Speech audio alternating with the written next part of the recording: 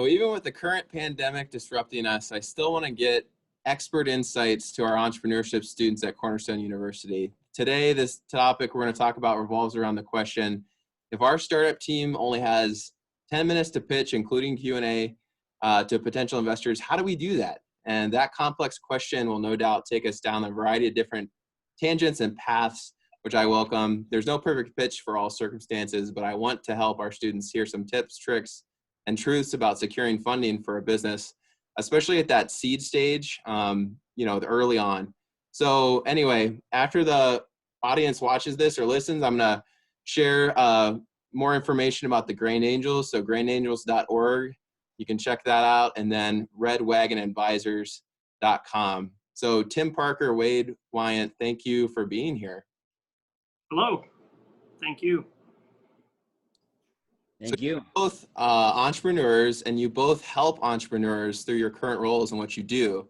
So that's unique, I think, that you're doing both. You're entrepreneurial yourself, but then you're also serving entrepreneurs directly, either through getting them funding or coaching. So could you just each tell us about that? Tim, do you mind going first? Sure, I'd be happy to. I run a group of angel investors. We're a membership group where the members come together and we bring them deals for investing in early stage businesses.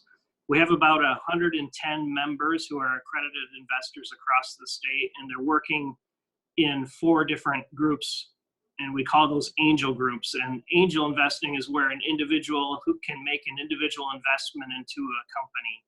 So we do angel investing, but we also run 3 venture capital funds. Those are funds that we raise ahead of time, and then we decide how to invest that capital. So in both cases, with angel investing and venture capital, our goal is to help grow the Michigan ecosystem by investing in early stage businesses and helping them to scale. And I just found out that we have an angel sitting here with us who's a part of your network. So yeah, Wade is a member of the Grand Angels. That's awesome. How fortuitous. So Wade, would you tell us about what you do? Well, so I am a lifelong entrepreneur, and I sold my business, my 3rd business a few years back, and joined Grand Angels, and I started doing some consulting. I love working with entrepreneurs.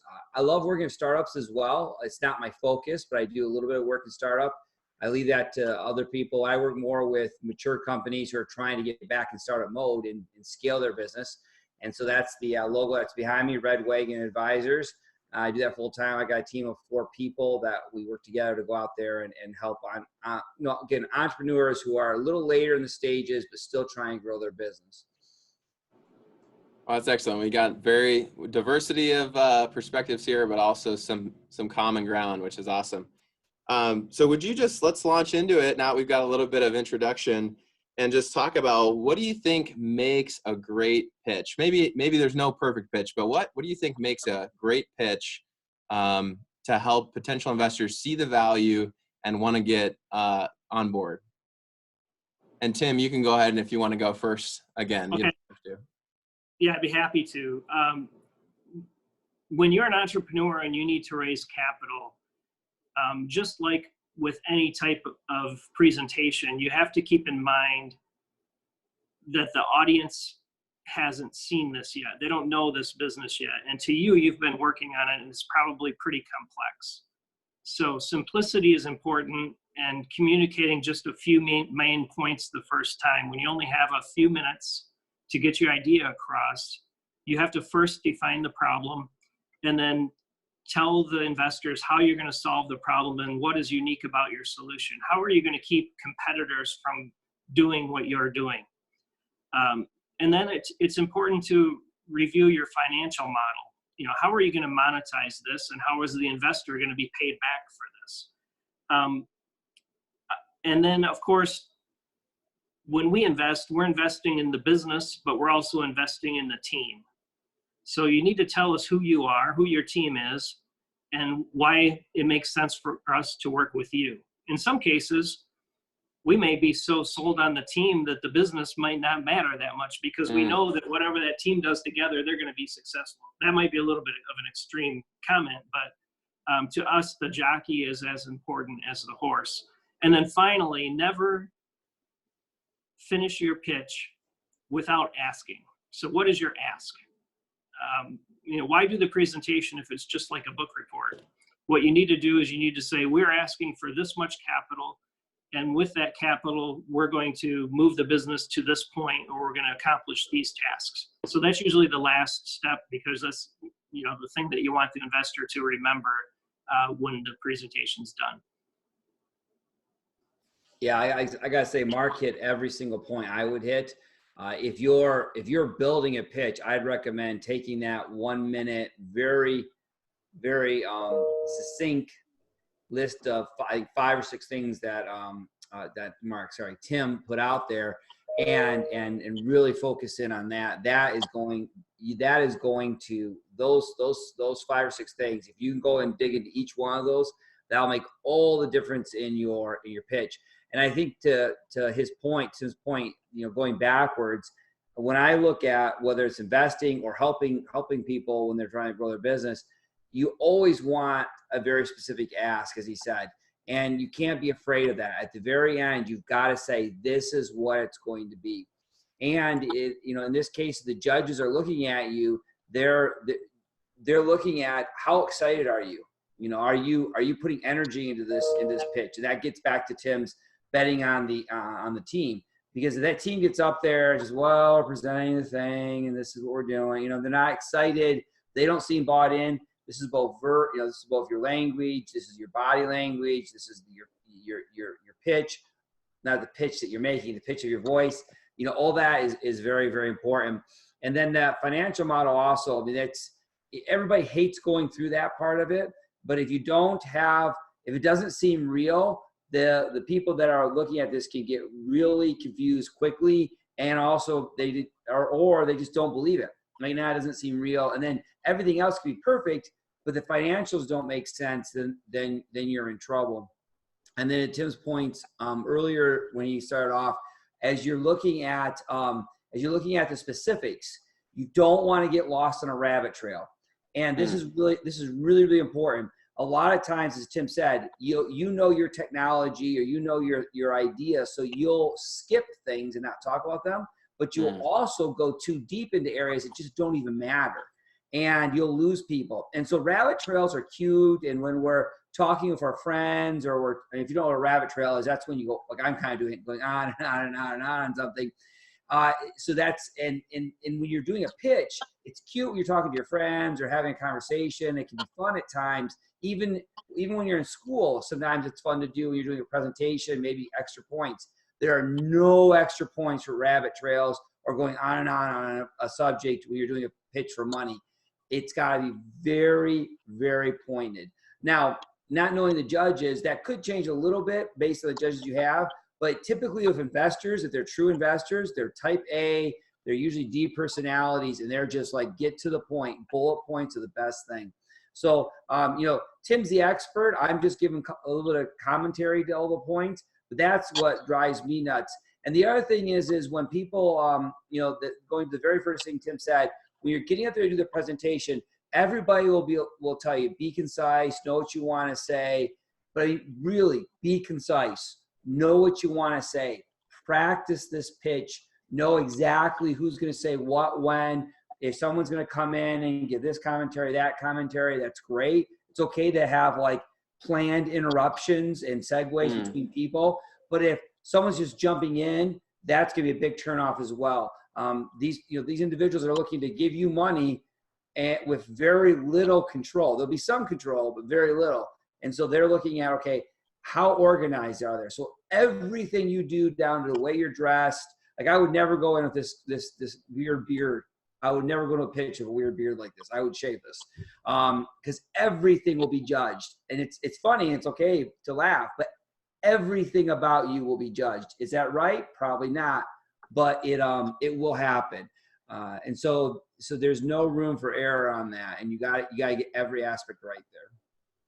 I'm glad you brought in some of those kind of meta considerations that, it's not even the words you say or the image or the picture or the product demo that you show. It's It's all those things coming together, your intangible things that, that you've got to have down as well. It's not just as easy as getting these slides together and presenting them. You've got to really love it. Your passion has to come through, and your professionalism, like you're saying, you're just, this is a business. You're doing this. If you're asking for somebody to risk capital, you're gonna get a return for them. That's the hope, right? And that you're expecting to do that. Could you, so I'd love to, that was a lot. I'd love to unpack a little bit of it together. And I'd love it if you use some specific examples while protecting, confidentiality or anything proprietary. But could you just tell us about some pitches you've experienced, either as the investor or potential investor, or as the entrepreneur, and just tell us a story about something that went really well. Let's go with the positive first, but it's just an example of something, a great pitch. And what was it that made that pitch so strong? Well, I can think of one pretty quickly that I can tell you the name of the company. The name of the company is Microlam, and they're a advanced manufacturing technology. So this company is a dirty manufacturing business, which I love, and they are revolutionizing how you cut very hard materials with machines. This it's a very high tech business. The employees are PhDs in mechanical engineering and material science. So they're kind of the stereotype. I'm an engineer too, but they're the stereotype of an engineer, where we like to get into the nitty gritty. And so what was exciting about their first pitch was we saw this PhD out of a university come, and we expected him to kind of be the PhD kind of guy, but he was able to develop a pitch that kind of talked about the points that we just went through, and it was very concise. It was very clear, and he was able to take a very complicated technology and talk about it in simple terms.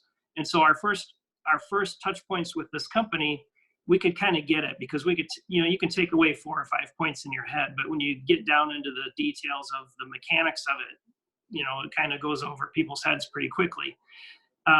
So people had gotten excited about that, and they started asking more and more questions, and he, is happy to stay longer and answer questions. So I think another piece of advice could be, although it's difficult to hone down your business into a pitch that is maybe 8 or 9 slides that just have bullet points, it's not a bad idea to have a lot of that detail after your thank you slide at the end. So if you happen to have, in this case, you happen to have a mechanical engineer in the room who gets this technology, or a scientist that knows all the materials, and they start thinking, well, how can this guy make such an impassioned, clear, simple argument? He must not know his stuff.